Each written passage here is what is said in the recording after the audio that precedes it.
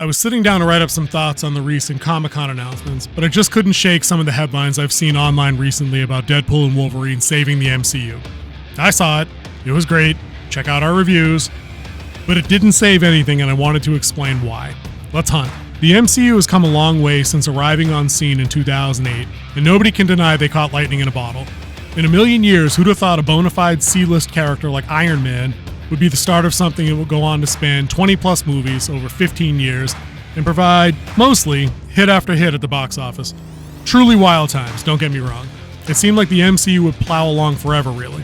Infinity War came in 2018, setting up Endgame, which earned over $2 billion at the box office and delivered a mostly satisfying end to a saga that will go down in history as being a one-of-a-kind franchise, the likes of which we'll never see again.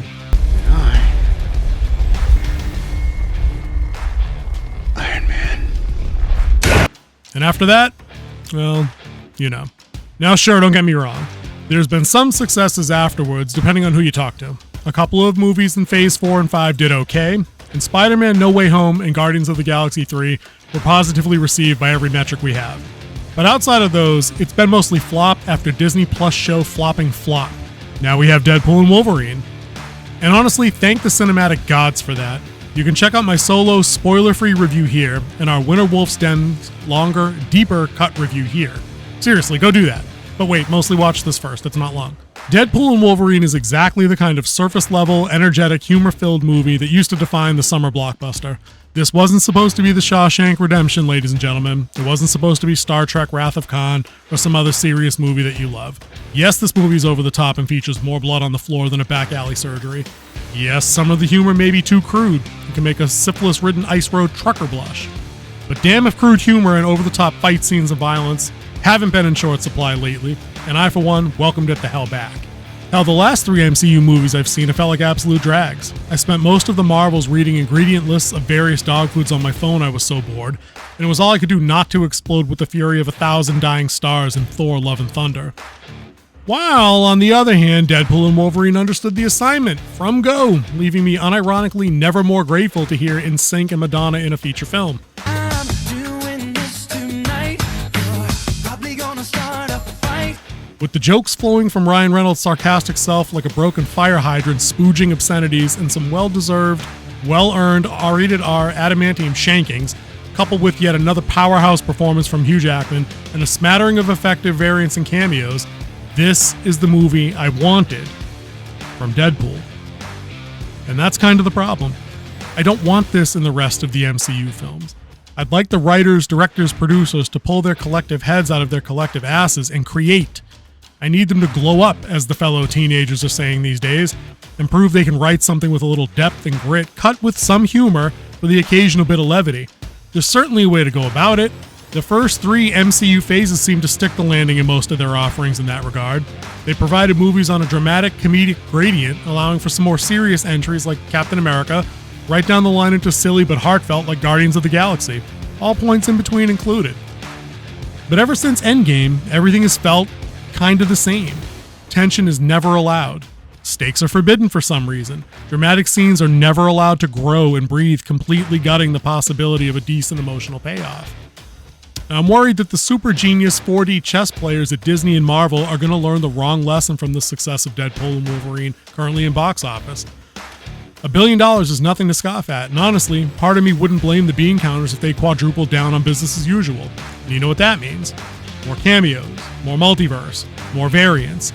It's the lowest common denominator of the comparison between Spider-Man No Way Home and Deadpool and Wolverine. Bring back characters people love equals money. And they're right, to a point. They'll see the success of the Merc with a Mouth and his patented brand of humor and go, see, the audience likes no tension. See, they like jokes every 2 minutes that undercut the serious stuff. And they couldn't be more wrong. The reason Deadpool and Wolverine works is because the folks behind and in front of the camera understand what makes these characters work. Jackman's been Wolverine since before 9/11, and Ryan Reynolds has been keen on Deadpool for over a decade. These characters matter to them, seemingly as much as they do to audience. They seem to understand the intrinsic value people have placed on seeing them portrayed in live action, and they've accepted the responsibility of doing so in a way that does the characters justice. I wish I could say the same thing about that other once vaunted franchise.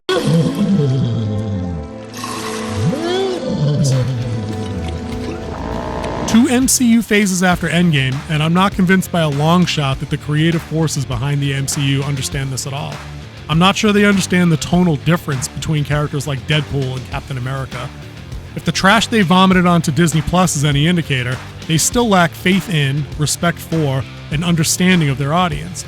They've lost track of what makes movies like Winter Soldier and Infinity War place so high on the rankings of fans, while others like Black Widow and Thor: Love and Thunder underperform. But like I said, when your latest big screen effort rakes in $1 billion, it goes a long way toward convincing the corporate overdouches and shareholders that you're on the right path and that nothing needs changing or refining. At the end of the day, it remains to be seen how the MCU will fare down the line. I'm not much of a betting man, but I don't need the time stone to see whatever goodwill may have been garnered by Deadpool and Wolverine is set to be squandered in a month when Agatha All Along explodes on the scene like a stripper letting a wet one rip during her spotlight dance, coming this September, followed by the sure-to-be Code Browns that are the Thunderbolts movie and Captain America: Brave New World.